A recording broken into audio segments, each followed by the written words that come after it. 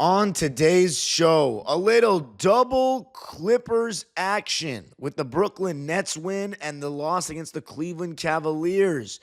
What was the big takeaway from each game? Going to be talking about it all on today's Locked On Clippers.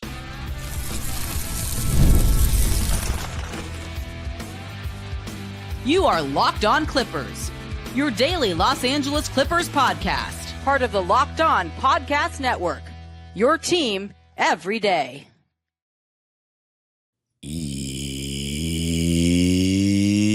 Yes, sir. You were locking in with the Clips. Thank you for making Locked On Clippers the first listen of your day, your team every day. I'm your host, Darian Vaziri, born and raised in LA, and in my 20th season as a Clipper fan, 5 years covering the Clippers on my own personal YouTube channel, Dime Dropper, and 3 years right here for Locked On Clippers on the Locked On Podcast Network. We also have a newsletter that I write daily at lockedondaily.com. That's where you can go to sign up for that. That's lockedondaily.com. And this episode is brought to you by Game Time. Game Time is the best place to get great deals on tickets last minute before a game. Just download Game Time today. Create an account and redeem code LOCKEDONNBA for $20 off. All right, so this episode, we're going to be talking about two games, and I apologize that I wasn't able to get a game out on Saturday. I had an AAU tournament really early in the morning, and I just could not get my recording space back on Saturday. So we're going to be talking about both episodes to start off this week, and we also have a game on Monday against the Orlando Magic. I'll begin with the Cleveland Cavaliers game, then we'll go to the Brooklyn game, and then overall where we're at. So the Cleveland game was on Sunday afternoon. Kawhi Leonard was, as I predicted, did not play because of it being the first of a back-to-back, and they feel as though they have a better shot of winning against the Orlando Magic on Monday. Now, of course, given the fact that we only lost by 5 points, 122 to 127, you might think if we lose this game against Orlando tonight, being that it's the second night of a back-to-back and we played yesterday, although it was over 24 hours, it's going to be over 24 hours between the start of the game tonight and the start of the game on Sunday. So that might be why whoever's making these decisions felt as though we might be okay in terms of it being the second night of a back-to-back, the game that we're really going for. Because, you think the Cavaliers are such a good team, even with Kawhi on the road. Only 5 teams have beaten them there all year. Are we going to really get that done? But after seeing us only lose by 5 points, you think if we lose this Orlando game, man, maybe we should have played them against Cleveland. I personally think this is the right decision, to play them against Orlando. But here's the thing about the Cleveland game. We were down for the majority of it.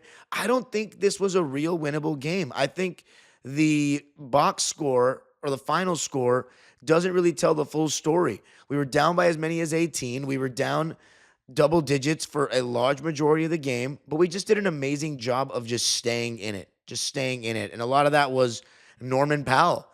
If there's one takeaway from this game that's a positive for us, is that we only lost by 5 points to this Cleveland Cavaliers team, and we didn't even play that well.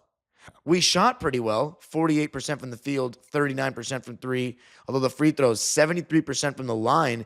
3 of those 6 free throw misses from Norman Powell, which is going to be a little funny given what I'm about to say about him, but that's something that the only thing I can fault him for. But the Cavs, they shot 50.5% from the field, 33% from three. They actually made 6 threes in the first quarter and then only made 9 the rest of the game, so kind of cooled down there. Shot 78% from the foul line. But my takeaway is that we only lost by 5 points, given that I don't think it was a very good game for us. I don't think we did a good enough job rebounding.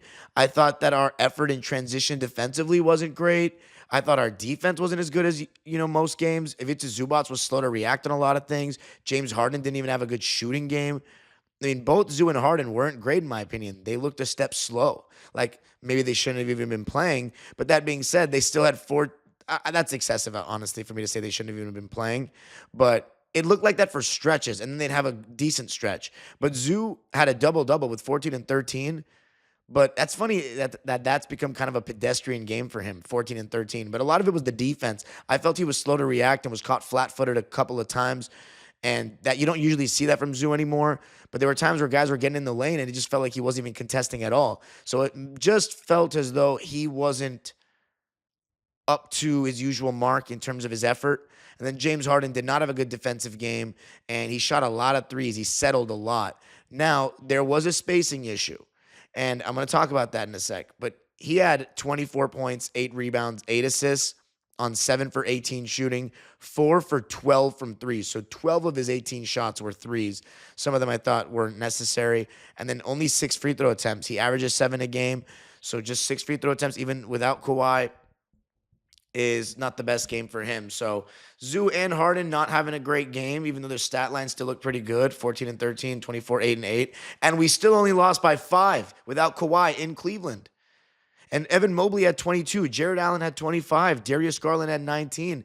Donovan Mitchell had 24. So all of their big four had 19 or more points. They got double-figure scoring from Isaac Okoro off the bench with 11. DeAndre Hunter with 10. But they didn't have Ty Jerome. We went 9 deep.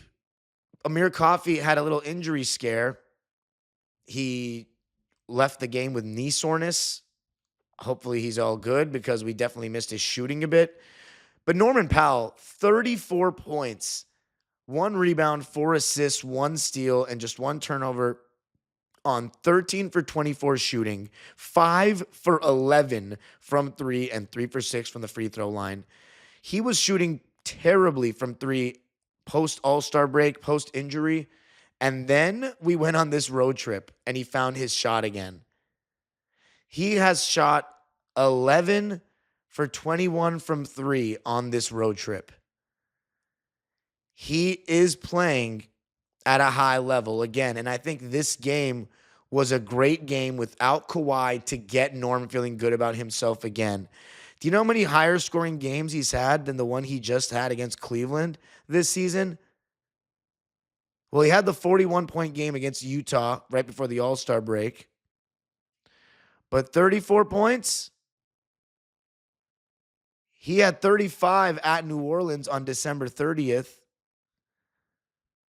and 37 against the Nuggets in the second game of the season. So he's only had 3 higher scoring games than that all season. His 4th highest scoring game of the season.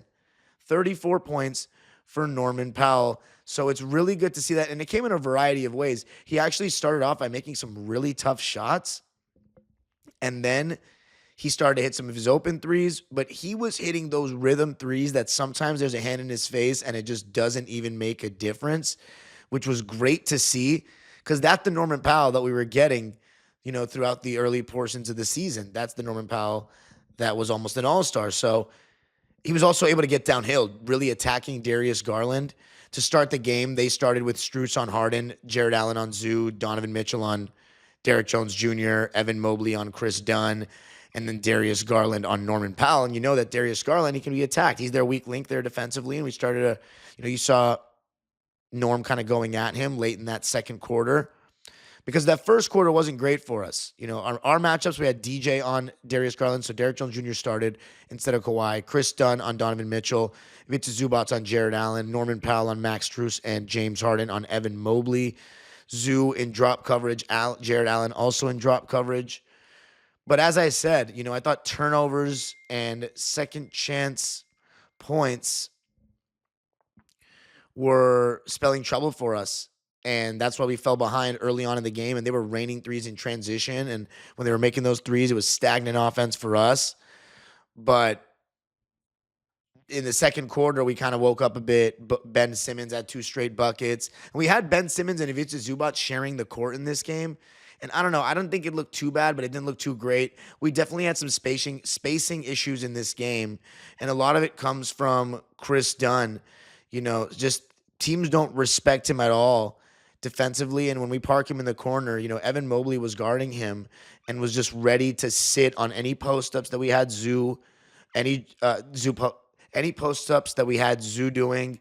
Anytime James Harden was trying to drive and Chris Dunn was in the strong side corner, he would just get ready to wall off James and force the kick out.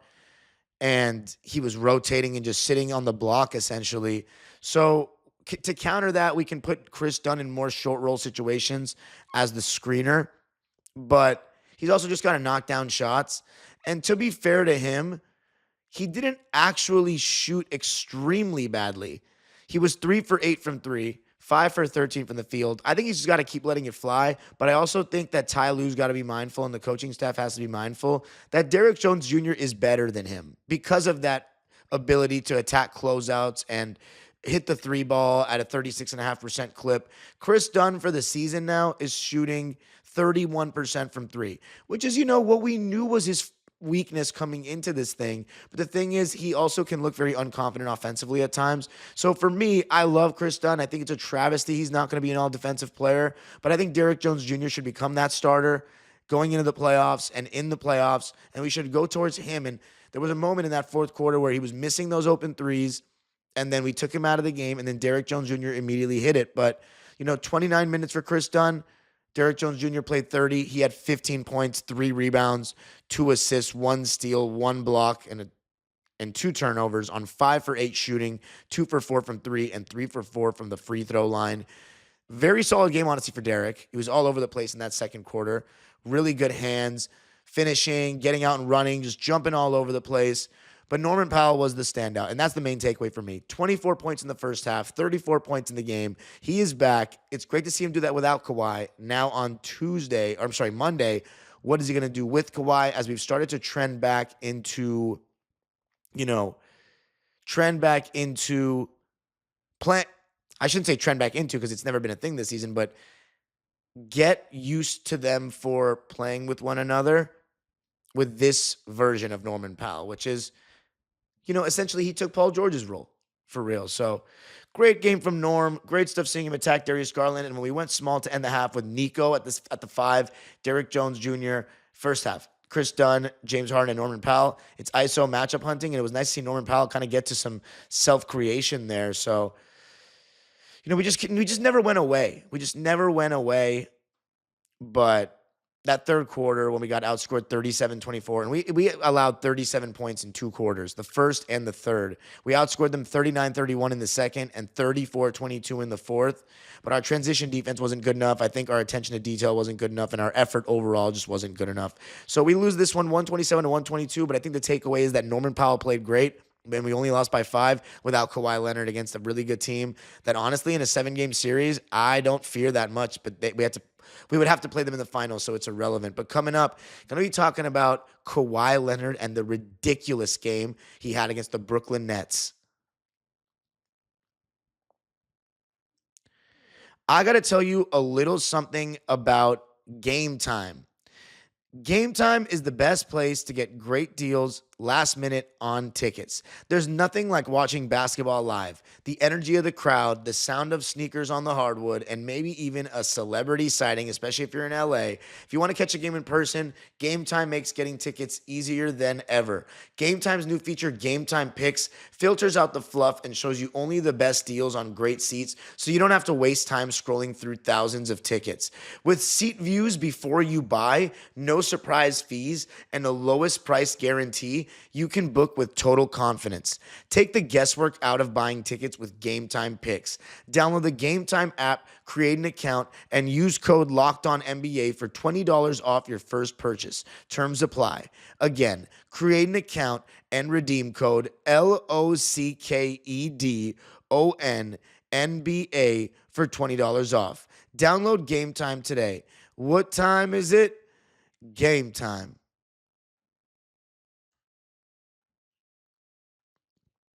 All right. So, Clippers lose to the Cavaliers. Clipper Nation, I really don't think it's that big a deal. I saw some fans overreacting to it. I just think it's not a bad loss at all. Now, here's the thing. We're 42-32, and it did affect us in the standings a bit, but I'm not going to talk about that yet. I want to talk about the Nets game, and here's all I got to say about it. Kawhi Leonard, Kawhi Leonard, Kawhi Leonard. I try not to get too excited. I want to temper my expectations. But when you see that, when you see what's clear cut, the best player to ever put on a Clipper jersey when it comes to how good he actually is at the sport, LA Clipper jersey. I'm not going to speak on the Bob McAdoo days that I haven't seen. But it's just you get reminded of how good he is and why it has been so hard for us as fans to not have this guy in the playoffs, because when he's in this form, and what this form is an all NBA guy, a top 10 guy, maybe even a top 5 guy, hitting contested threes, defending, on and off ball, mid-range, getting to his spots whenever he wants, playing with having some real wiggle in his handle, which when he has that wiggle in his handle, and that pep in his step, Kawhi's feeling good. Trying to dunk every chance he gets. He's trying to make a point that he's physically feeling good again. And the reason why I'm getting excited is, yes, in 2023, he went into the playoffs with good form, and then he got injured in games. I still don't know to this day if it was he tore his meniscus in game 1, and then in game 2, he played on it, or it was he had an injury in game 1, and then he played on it, and then he tore his meniscus in game 2. I still don't know, but the point is he got injured in the playoffs.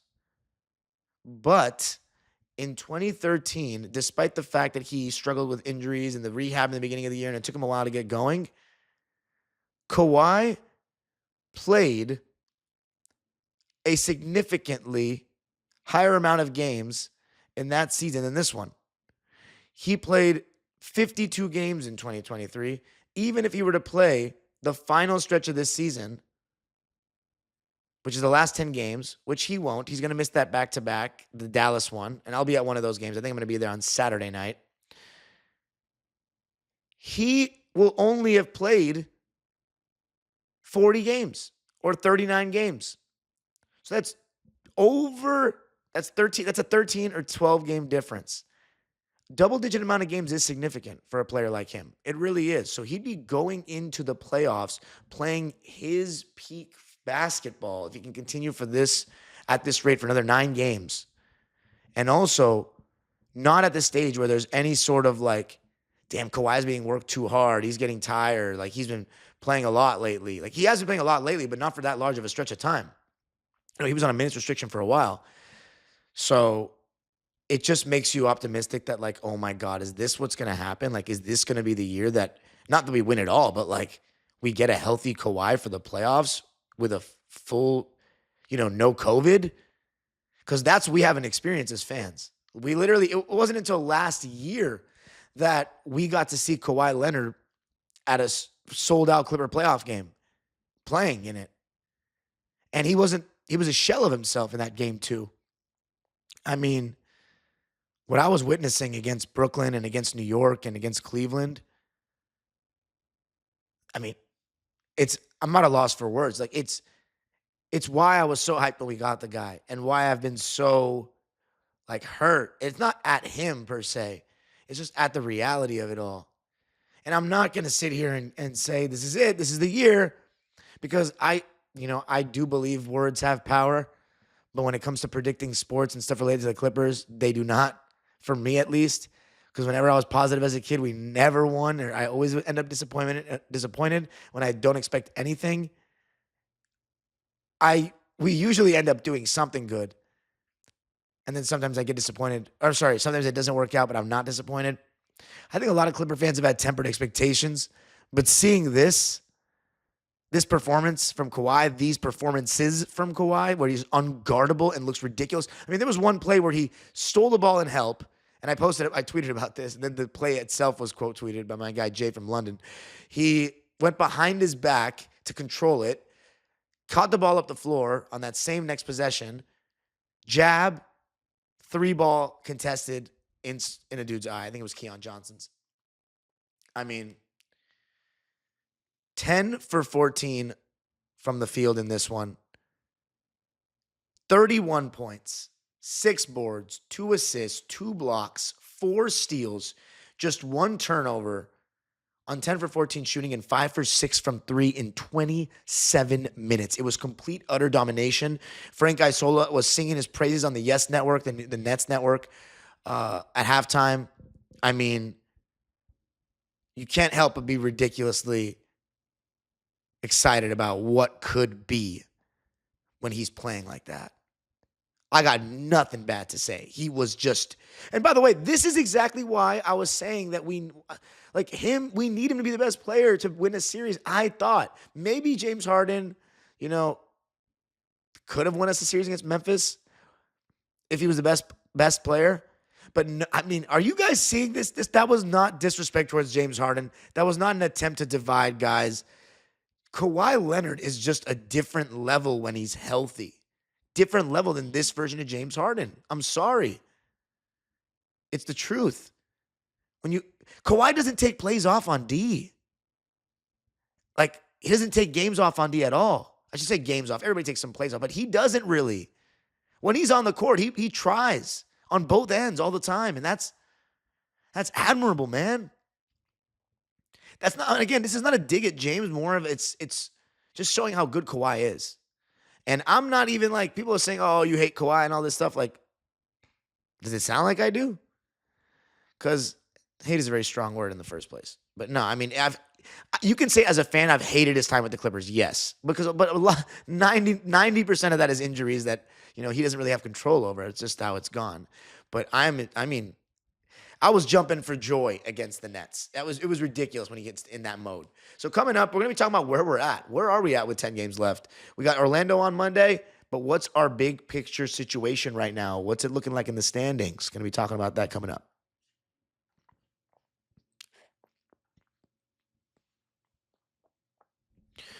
All right, so the Clippers beating the Knicks and beating the Nets, but dropping the Cavs. They have one game left on this roadie against the Magic. I talked about it with Law Murray before the trip. 2-2 would be solid, he said. We already have clinched that at least, or guaranteed that. 3-1 would be spectacular. The main takeaway is that Kawhi Leonard and his he has only shot under 40% twice this month in a game, or should I say under 45% twice in a game. Here are his last couple games, like what his field goal percentage has been. 71% from the field against Brooklyn, 56% from the field against the Knicks, 50 against the Thunder, 75 against Memphis, 63 in the win against the Cavs, 56 against the Hornets, 52 against Atlanta, 60 against the Pelicans, and then you had the game-winning game against the Sacramento Kings. So honestly, after he made that game winner, it's been like ridiculous. It's been the Kawhi Leonard efficiency show, which when he's at his best, he just makes shot after shot, and it's like he just doesn't even miss anymore. And it's because he's getting to his spots, he's got that elevation, he's trying to dunk, he's so active, and he's playing with this like, give me the ball kind of aura about him. Give me the ball.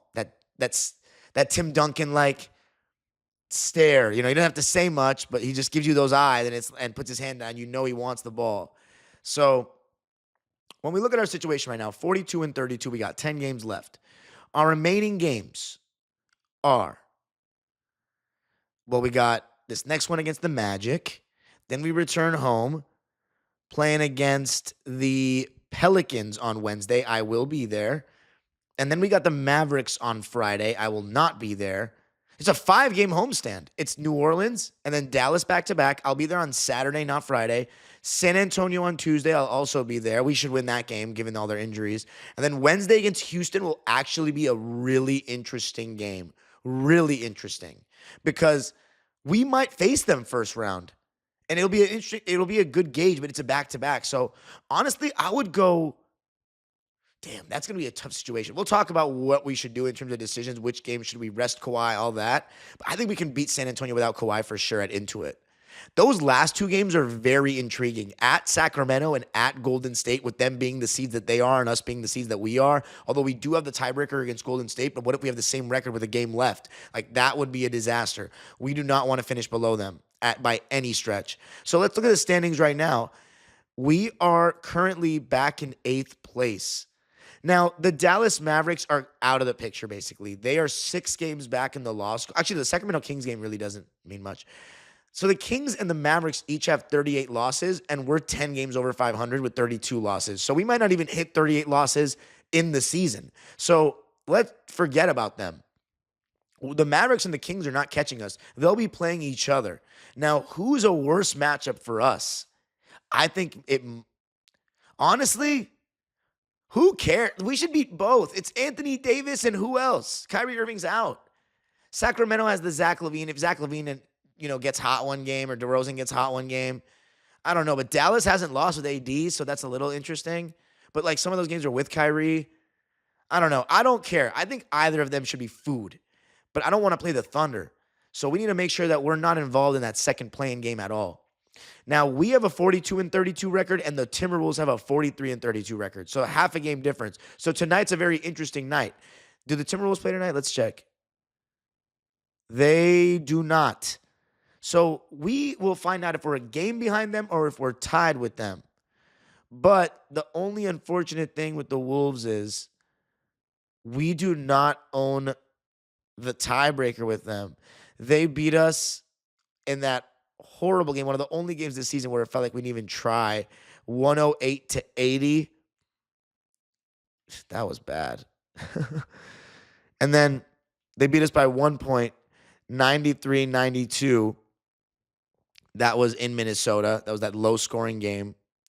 And then 108-106, that game in Minnesota. So they've won the season series against us. So, we got to finish with a better record than them ideally. Then Golden State right now is in 6th with a 43-31 record, but they only have 8 games left. They're 7-3 in their last 10, and so are us and the Wolves. All three of us are 7-10. But what's funny is Memphis now only has 30 wins, so they're starting to drop, and they fired their coach. It's a whole thing, and the Lakers have 29, and the Nuggets have 28. So, I don't know. I think we just take it one game at a time, and just the standings watch is absolutely crazy right now. But we need to get out of the play-in situation. I mean, that's what we got to do.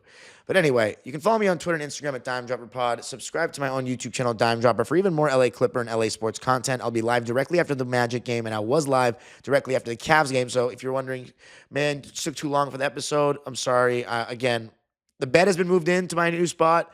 I'll be moving very, very, very soon, and we will not have these problems in the playoffs. I can promise you that. But I did go live, so if you do want to check out my instant thoughts, always check Dime Dropper as well. But anyway, Locked On Clippers, wherever you get your podcasts, make sure you subscribe on the YouTube channel. We're trying to get to 7,000 subscribers before the season ends, the regular season ends. So 7,000 subs. Please subscribe and hit the notification bell. And, of course, the Locked On Clippers daily newsletter at lockedondaily.com, written by yours truly. I would really appreciate it if you subbed. So anyway, honestly, standings watch, ignore it. It's one game at a time right now. The age-old proverb continues, go Clippers.